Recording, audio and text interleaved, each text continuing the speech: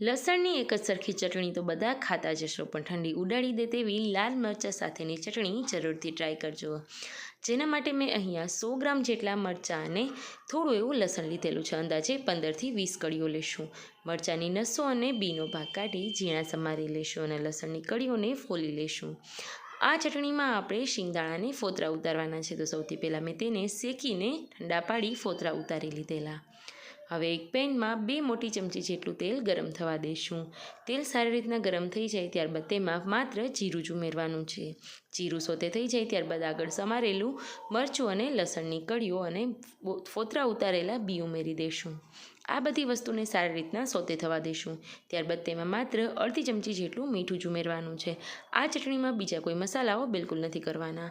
હવે સરસ રીતના શેકાઈ ગયેલું ઠંડુ થઈ જાય ત્યારબાદ મિક્સર જારમાં ઉમેરી ક્રશ કરી લઈશું. તો તૈયાર છે મરચાંની ચટાકેદાર ચટણી.